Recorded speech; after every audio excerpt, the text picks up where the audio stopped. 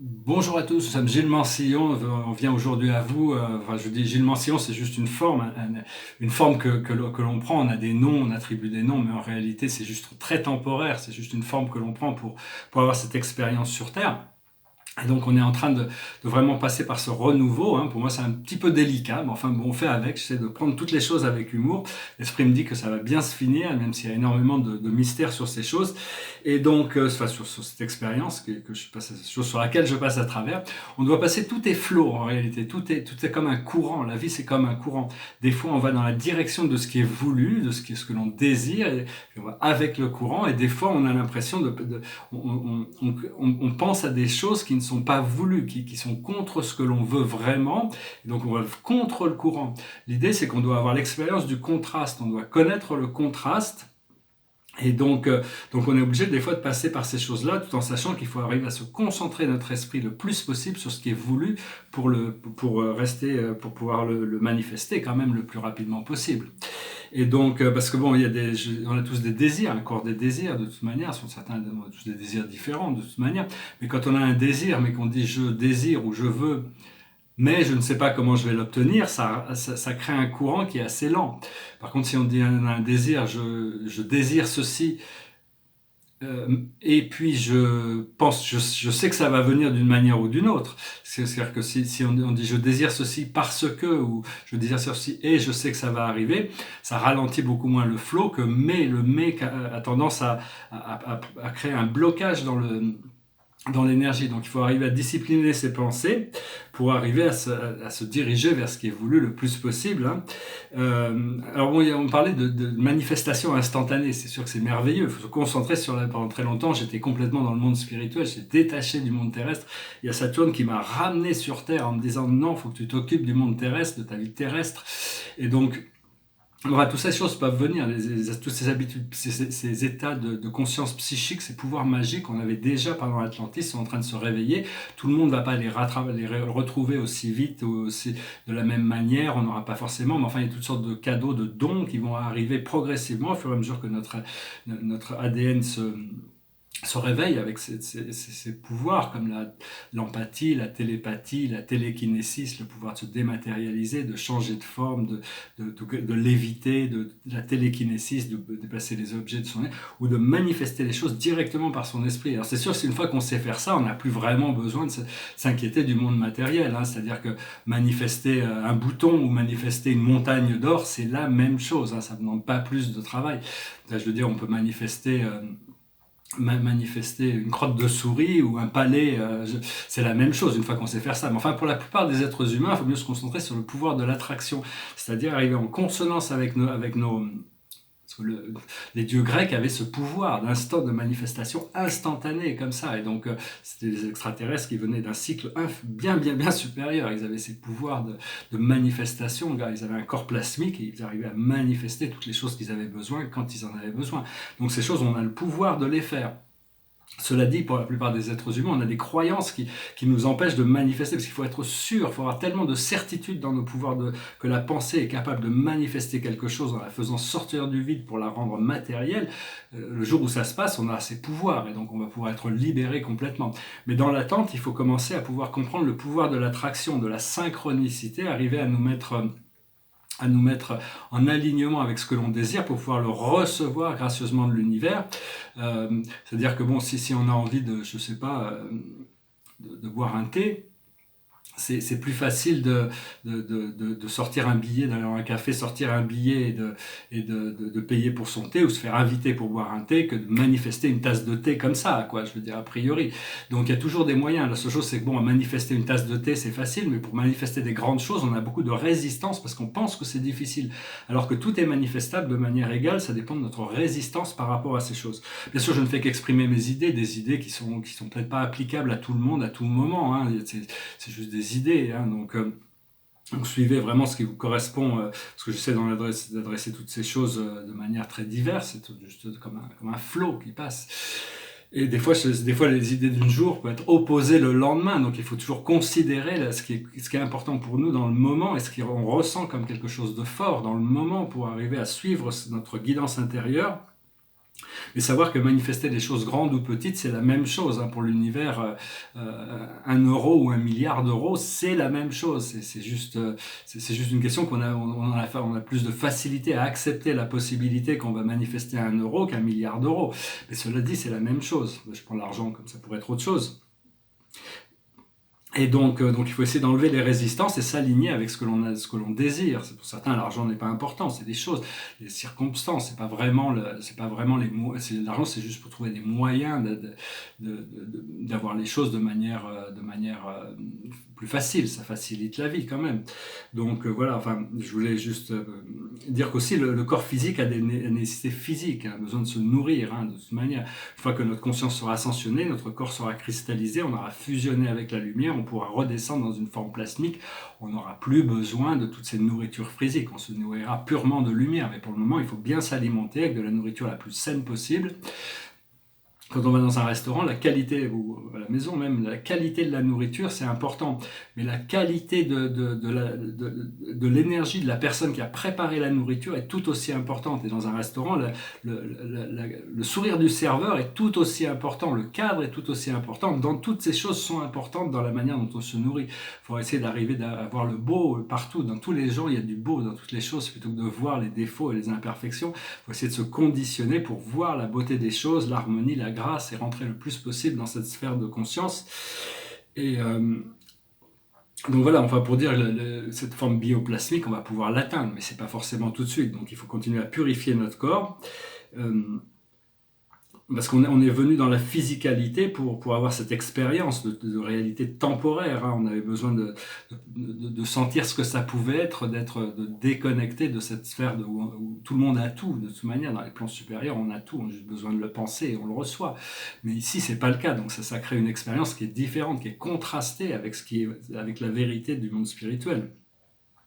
Savoir aussi que 90% de nous-mêmes est invisible. On a la plus grosse partie de nous-mêmes. Le corps de qui on est toujours été éternel et infini et ne changera jamais. Il est au centre des choses. C'est comme l'univers matériel n'est que la partie visible d'un iceberg, d'un immense iceberg qui est l'univers invisible, l'univers du Créateur, qui est à l'intérieur des choses. Alors ce que l'on recherche, c'est la sécurité et la liberté, surtout dans les relations, intimes. Que toutes ces choses dont je parle aussi, si je voulais noter ça, c'est que je parle de rester neutre, de rester harmonisé. Tout ça, c'est valide pour toutes les relations platoniques, que ce soit les relations de la vie de tous les jours, les relations professionnelles, les relations amicales. Mais dans la relation romantique, il y a des dynamiques un peu différentes, hein. Il y a des tensions un peu différentes qui doivent se passer pour créer cette magie de l'attraction, hein. Donc ça, chacun doit trouver ça. Il y a 2 modèles qu'il faut éviter, les 2 modèles extrêmes dans la situation romantique. C'est le modèle de Tristan et Iseult, d'un point de vue philosophique, hein. Tristan, il est rien et Iseult est tout. Donc il s'efface complètement, il adore Iseult, il a de la chance qu'Iseult l'aime, parce que si Iseult ne l'aimait pas, il serait dévasté.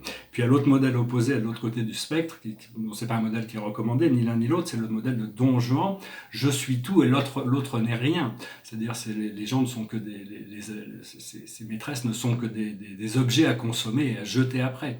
Donc bon, il faut arriver à l'harmonie. Ces 2 modèles, il faut quand même arriver à se donner la lumière et pas être dépendant de son partenaire pour son bonheur. Il faut arriver à se donner son bonheur et c'est la seule manière d'avoir une relation durable, c'est d'être dépendant de soi et de pouvoir partager ce bonheur avec quelqu'un qui est déjà aussi à ce niveau, qui n'est pas en codépendance de quelque chose. Ça, encore une fois, c'est des choses très personnelles. Chacun raisonne de sa manière, à son niveau, par rapport à ce qu'il recherche. On a tous des recherches différentes à ce niveau-là. Mais en général, les femmes recherchent plus la sécurité, les hommes recherchent plus la liberté, ce qui crée un peu ça fait partie du dynamisme, quoi, que tout le monde recherche la liberté et tout le monde recherche la sécurité. C'est l'amour qu'on recherche. On ne peut pas jamais se séparer du désir cupide et de la passion aveugle. Ces désirs cupides, il faut arriver à désirer de la lumière, désirer de la sagesse, désirer du bien-être, désirer la complétion à l'intérieur de nous et se passionner pour la sérénité. Plus en plus, plutôt que de désirer des choses impures ou de se passionner pour les choses impures, on apprend à se passionner et désirer des choses pures. Et donc, Je voulais aussi dire qu'il est absolument inacceptable de manger, de tuer, de manger des dauphins et des baleines ou des cétacés. Ils sont pas là pour ça. C'est pas leur contrat d'âme.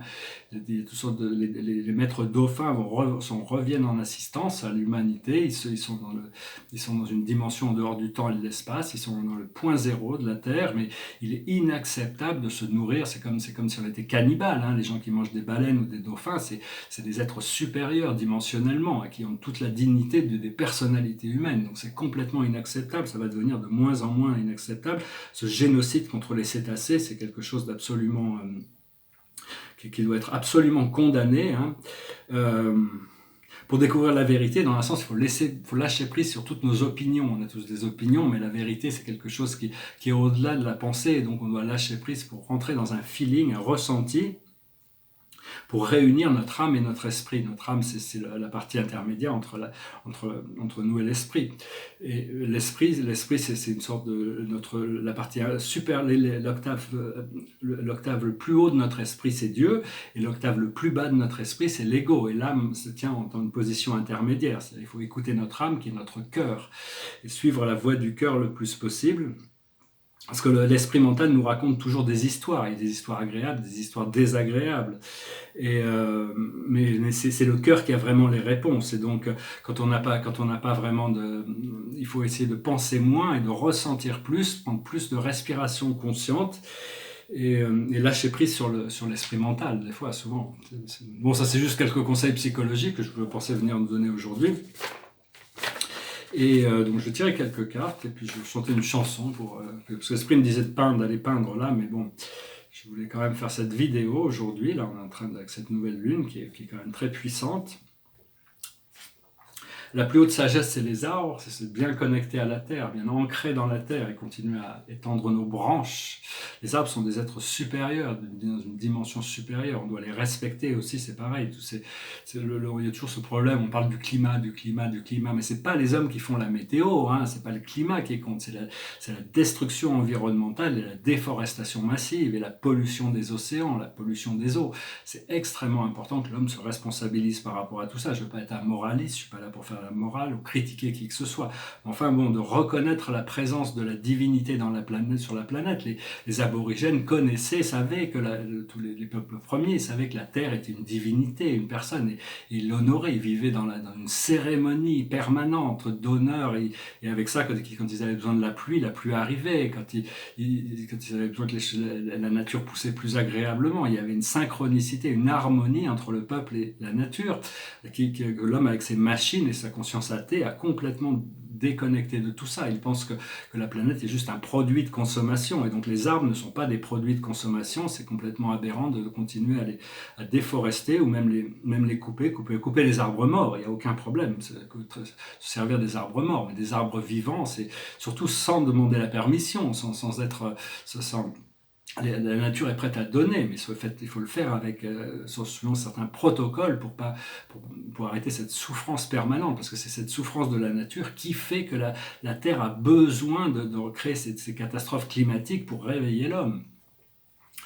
Ce que l'on doit comprendre, c'est les anges, c'est la fréquence angélique. Les anges sont toujours dans la lumière, ils concentrent la lumière, alors que nous la diffusons. Donc connectez à vos anges, votre ange gardien est tout le temps là avec vous, il est tout le temps là.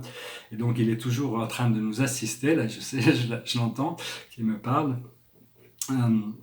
Donc voilà, hein. Ce que l'on doit faire, c'est la finance, on doit se libérer, enfin moi personnellement, c'est ça qui va me libérer, la finance, qui va me permettre de réaliser mes projets, et de pouvoir aussi être abondant, de toute manière, ne plus avoir,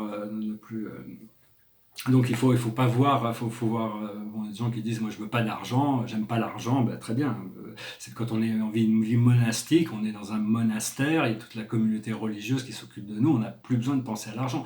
Mais si on vit dans la société, il vaut mieux en avoir plus que ce que l'on a besoin, ça nous permet d'être généreux en même temps, et d'avoir tous nos besoins qui sont comblés, qui nous permettent de réaliser, d'ouvrir une voie.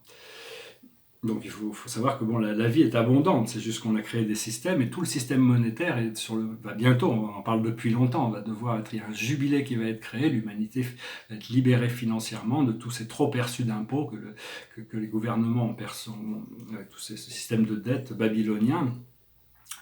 Et l'aboutissant, c'est les relations karmiques. En réalité, toutes les connexions, toutes les relations ont un sens, une fonction dans la vie. Elles nous apprennent des choses. Et donc, il faut lâcher prise sur il faut détendre tous les cordes qui nous rallient à tous ces gens.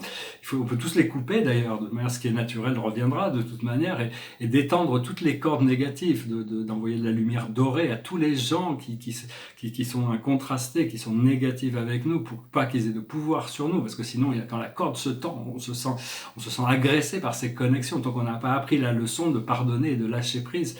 Et par contre, il y a des bonnes relations karmiques qui sont là pour venir, pour nous assister, pour nous complémenter, et donc on doit éventuellement rentrer dans une relation karmique positive avec toute la vie. L'Akash, c'est une carte sur l'Akash. L'Akash, on a une Akash personnelle, on a une Akash familiale, on a une Akash planétaire, mais il y a une Akash solaire, une Akash galactique, une Akash universelle, une Akash multi-universelle. Et tout ça, c'est comme des grands livres, hein. Tout est enregistré, le passé, le présent, le futur, tout est visible une fois on sera revenu en pleine conscience. Voilà, j'espère que ce message aura été intéressant pour vous. Derrière moi, c'est un portrait, ça fait partie des portraits, elle est pas mal, hein, je trouve qu'elle est assez mignonne. C'est toujours un côté hautain avec ses yeux verts, mais enfin, partie des portraits que j'ai fait cette année, je vais bientôt les cataloguer.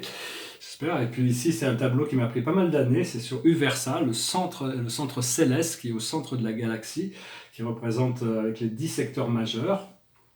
Nous, on est dans le 3e secteur majeur, hein, dans le 5e secteur majeur, désolé, qui a 107 centres mineurs. Notre centre mineur, c'est le Sagittaire, qui est le 3e centre mineur d'Orvonton, de Splendon. Et notre planète s'appelle Urantia, c'est son nom céleste, avec Uversa, c'est le nom de la planète centrale. C'est une planète, bon, ça ressemble un peu à un flocon de neige, c'est assez organique, hein, je l'aime beaucoup ce tableau, il est très, très vivant, il y a beaucoup de choses dedans. Et voilà, puis je vais finir avec une chanson qui est passée par la tête quand je faisais mon jogging tout à l'heure.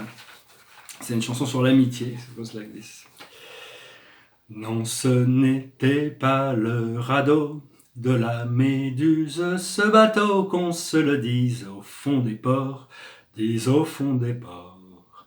Il naviguait en père peinard sur la grand-mare des canards, et s'appelait les copains d'abord, les copains d'abord.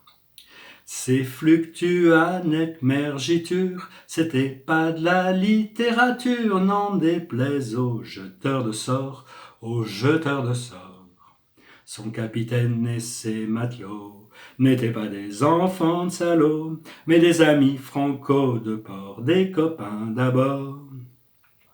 C'étaient pas des amis de luxe, des petits castors et pollux, des gens de Sodome et Gomorre, Sodome et Gomorre. C'étaient pas des amis choisis par Montagnier la Boétie, sur le ventre ils se tapaient fort, les copains d'abord. C'étaient pas des anges non plus, l'évangile il l'avait pas lu, mais ils s'aimaient toute voile dehors, toute voile dehors.